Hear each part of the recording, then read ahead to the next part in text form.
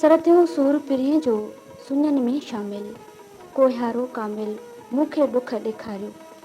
रहमान मुग़ल लाइ सिंध जो नामियारो शाइर मोहतरम अब्दुल गफ्फार तबसुम चवे थो, रहमान मुग़ल खां सरमद सिंधी थियण ताईं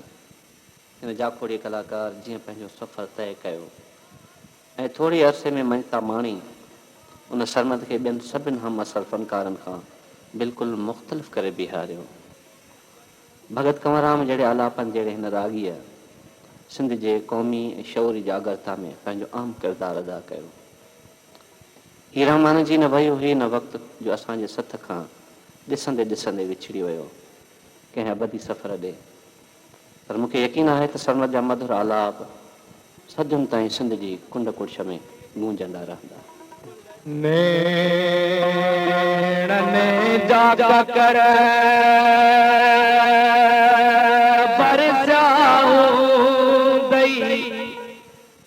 ओ सुध कन में तसारो हूंदे मूंखे न विसारियो हूंदे मां सम्झा थो पजरी पजरी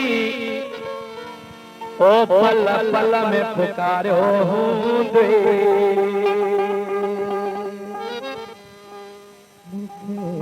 विसारियो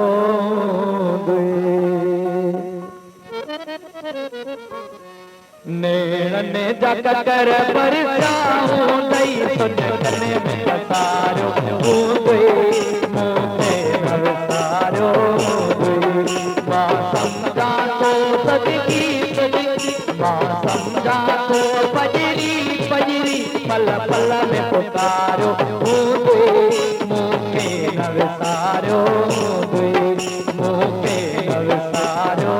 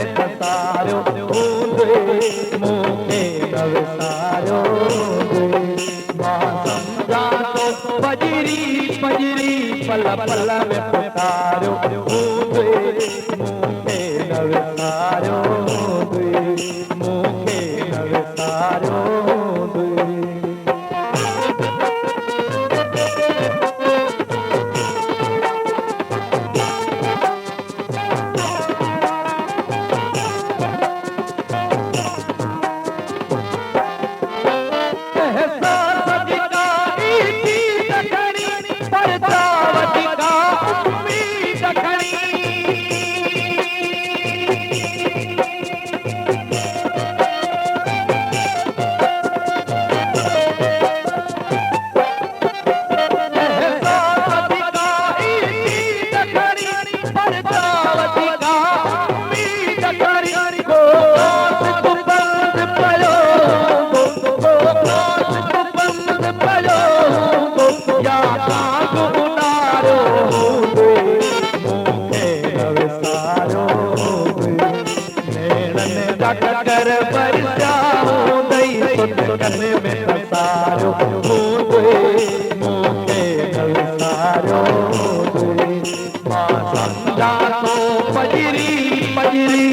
पल पल में पुकारो मूंखे न विसारियो मूंखे न विसारियो